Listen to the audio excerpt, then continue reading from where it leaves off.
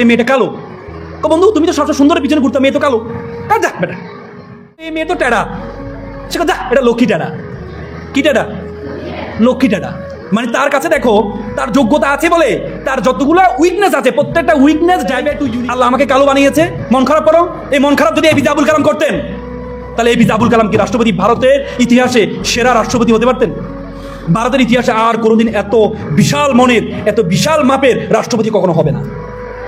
এই এপিজে আবুল কালাম সে যদি তার চেহারার কথা চিন্তা করতো, সে যদি তার চেহারার কথা চিন্তা করতো, তুমি যোগ্যতা অর্জন করো, তাহলে তোমার যে উইকনেসগুলো আছে সেটা ইউনিকনেসে পরিণত হবে।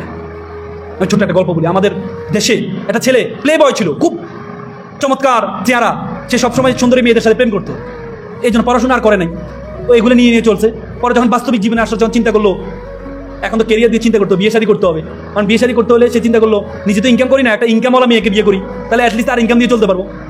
পরবর্তীতে সে তার বন্ধুকে বলে, বন্ধু চলো একটা মেয়েকে দেখে আসি। মেয়েটা গভর্নমেন্ট জব করে, চলো দেখে আসি। বন্ধু দেখলো এই মেয়েটা কালো। বন্ধু তুমি তো সবসময় সুন্দরের পিছনে ঘুরতাম, মেয়ে তো কালো।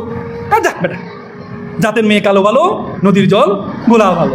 কালো, এটা জাতের মেয়ে, এটা অনেক সুন্দর। তোমার মেয়ে চোখ না, চোখ ভালো নেই। একটু পরে বন্ধু বলতে, বন্ধু এই মেয়ে তো টেরা। সে যা, এটা লক্ষ্মী টেরা। কি টেরা? লক্ষ্মী টেরা। মানে তার কাছে দেখো তার যোগ্যতা আছে বলে তার যতগুলো উইকনেস আছে প্রত্যেকটা উইকনেস ড্রাইভার টু ইউনিকনেস, ইউনিকনেসে পরিণত হয়েছে। তুমি কালো, তুমি চেহারা সুন্দর না, এটাকে এ করবা না। যারা সুন্দর, সক্রেটিস একটা কথা, beauty can not escape of calamity. সৌন্দর্য কখনো কলঙ্ক থেকে মুক্ত রাখতে পারে না। গোলাপ ফুলে কি কাটা থাকে? সৌন্দর্য কলঙ্ক থাকে। আল্লাহ তাআলা তোমাকে সুন্দর করে নাই, কিন্তু তোমাকে যে যোগ্যতা দিয়েছে, তোমাকে যে ব্রেন দিয়েছে, সেই ব্রেনটা তুমি কাজে লাগাও, সেই ব্রেনটা কাজে লাগাও। দেখবা সরকারি চাকরিতে যে মেয়েগুলো করে প্রত্যেকটা মেয়ে দেখতে তো ভালো না, কিন্তু আল্লাহ তাআলা তারা তাদের ব্রেনকে কাজে লাগিয়েছে। তোমরা তোমাদের ব্রেনকে কাজে লাগাও, তোমরা তোমাদের ব্রেনকে কাজে লাগাও। এখনো সময় আছে, এখনো সময় আছে।